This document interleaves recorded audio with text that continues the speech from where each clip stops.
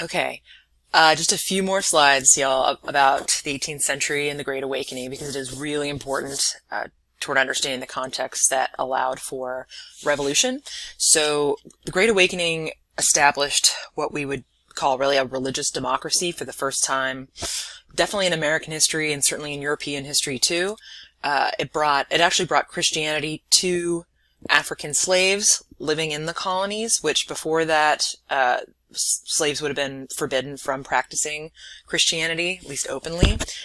The Great Awakening had a very different philosophy about that, though, and believed that everyone should be practicing Christianity. Particularly in the South, there was a pretty open market. Like the North was a pretty saturated market in terms of religious, demographics, and everybody had really kind of already gotten on board. But the South was kind of considered an untapped, unexplored region. And so what were actually, at the time, pretty fringe groups, the Methodists and the Baptists, not anymore, of course, but they were at the time, they saw an opportunity to kind of gain a foothold in the South. So Methodist and Baptist preachers went down south and converted both white and black demographics, whether they were enslaved or free. And that's one of the reasons why Methodist and Baptist churches are the most commonly seen churches in the South. So if you attend a Methodist or Baptist church, that's why. Baptist churches in particular were the first to welcome black members to take an active role in the congregation, even as preachers, which was unheard of in any of the other churches. So, and then the first black Baptist churches were founded in the south of Virginia, the great state of South Carolina, and also Georgia. So that's why you still see a lot of those as well. It's got a long-standing tradition. And compared to other countries, America has more, different types of Christian churches than really anywhere else in the world. If you go to Europe, like England, for example, yes, you see some Methodist, some Baptist, but it's pretty rare. It's primarily just Catholic and Church of England, where in America, you've got so many different types, and this is where that began, right? If people weren't happy with the current state of, the way their church was going, they were free to leave and start their own church. All right. So people began to start reading and studying the Bible at home on a regular basis. So that led to, again, a more democratic form of religious participation, where you weren't just sitting and listening to someone who was ordained tell you what the Bible means, but you were allowed to discuss it and interpret it openly as you wished. And this really decentralized religious education. It was no longer, again, in the hands of an elite ordained group. Anybody could participate in Bible study and Bible discussion. And anyone could join these discussions, whether they were rich or poor or black or white or even Native American.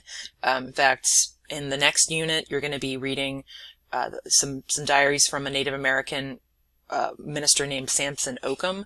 Now, this all sounds very pie in the sky, of course, and you're probably imagining like, oh, everyone was getting along so well and everybody was treating each other so nicely. Of course they weren't. And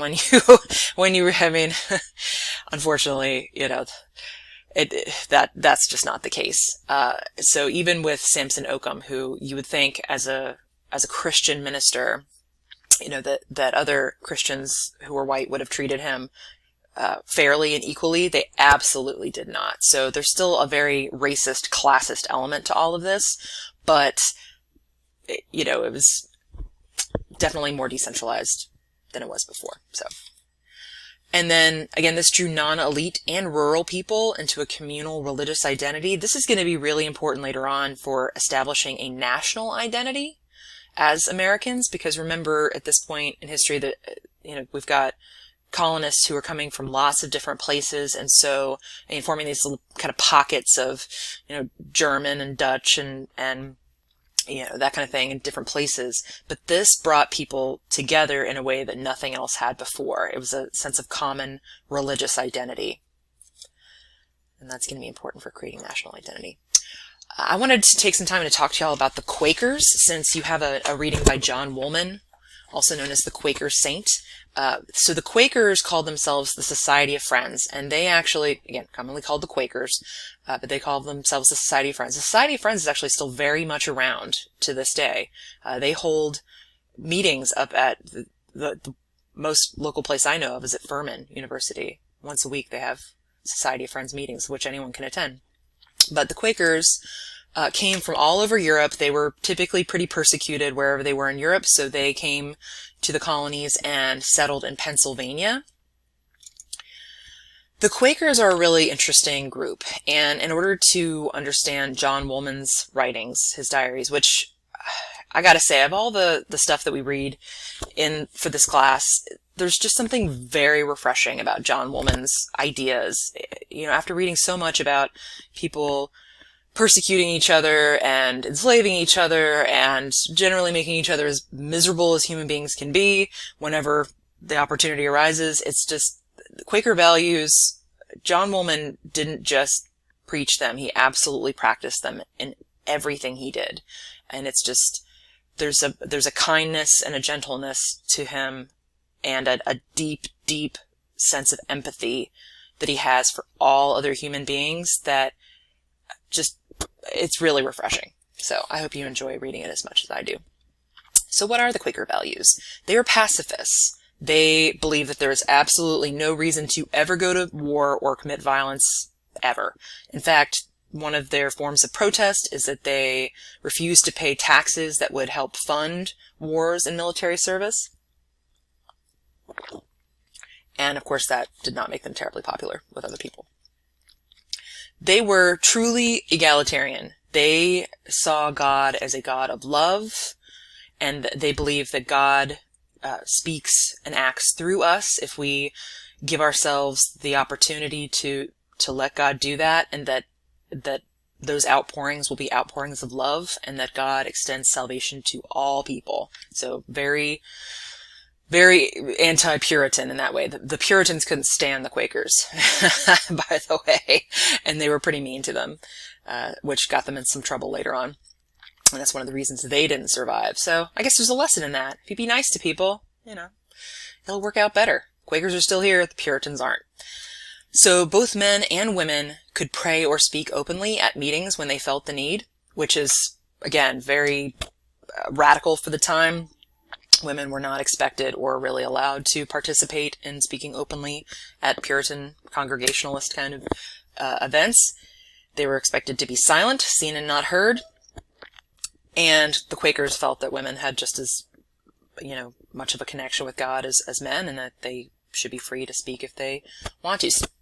Also, let's talk about the speaking openly thing for just a second. So Quaker meetings are interesting in that there's no leader, there's no minister or preacher standing in front of the group and talking at them or to them. Instead, it's everyone just sitting in a circle. It's still conducted this way to this day. Sitting in a circle in silence. Total silence. For up to an hour. That's about how long a meeting lasts. And they might go the entire hour, frequently do go the entire hour without anyone saying a word. Unless they feel the need. If they feel some kind of call or pull to get up and say something, then anyone can do that. But it's entirely possible that they could go to a meeting and no one says anything at all. In fact, I had some students who, for their free-for-all project in my face-to-face class, as a group, they went to the Quaker meeting, Society of Friends, up at Furman, and they attended one of these sessions. And then for their presentation, they simulated a shorter version in class where basically everyone was silent for like 2 minutes, which I think everybody was about to go completely nuts. And then they talked about their experience, you know, of that session afterward. And they also had some video clips of interviews that they'd done with people after the meeting where they asked them about John Woolman. It was a fantastic presentation, but they said that for the first few, maybe 15 minutes of that session, they felt like they were going to go completely insane in the silence. But then something happened. All three of the women who were in the group had the same experience. Something happens where all of a sudden, you know, you feel like you're going crazy, and then this overwhelming sense of calm and peace just floods you. for the rest of the meeting, and you just feel so good afterward. And they said, I don't think I could do it every week, but it was just an amazing experience to do it at least once. So I thought that was a really cool presentation. So they were the first group to work for the freedom of worship for slaves. They were staunch abolitionists, and you'll see that in John Woolman's writings. They said you cannot be a Christian and also be a slave owner or advocate for slavery. They said those two things are completely antithetical and they cannot coexist together. So yeah, first to actively seek for the abolition of slavery. They were very anti-materialistic. They highly valued the simple life, not trying to amass lots of stuff. They said that kind of thing just gets in the way of your relationship with God. You need to clear the path, clear it of all the clutter and consumerism and obsession with material wealth and goods, because all that will just be stumbling blocks on your way to God. John Woolman. So again, he's known as the Quaker saint. They don't actually have saints. It's just a nickname, but his writings are still taught in Quaker religious education to this day. Particularly children who are in the Quaker faith learn from the beginning the values of John Woolman and how to emulate them. He was actually a really successful merchant. He was making good money, but he really struggled with that and how that he felt like it was getting in his way, again, of his true calling, his relationship to God. He believed that a simplified material life made God's love more accessible, and it made it easier for him to experience that inner light that he talks about so much in his writings. And he ended up pulling out. He said, I'm just going to do enough to keep my family sustained and no more than that. I'm not going to try to get rich. I'm not going to do any more than I need to do to subsist. And then I'm going to leave that space open for God. And he applied Quaker principles to all of the current social issues around him: poverty, slavery, inequality, war. He was everywhere he looked, he saw these things, and he applied his values to them. And he was a vocal advocate for, equality in a time where that was radical, for sure. So the three values that John Woolman is best known for, and this is something that, if you're in a face-to-face class, I'd ask you to group up and find an example in his writings. You don't have to go very far to find them. One of those values was the responsibility of the individual for social injustices. He said, we're the ones who perpetuate these injustices, so we're the ones who have to stop them, and we each have a personal responsibility to, when we see injustice, call it out and to do something about it. We can't just sit back and let someone else do it. He also said that we all have a need for conviction and passion in our moral and social lives. It's not enough to just say the words. It's not enough to just pray.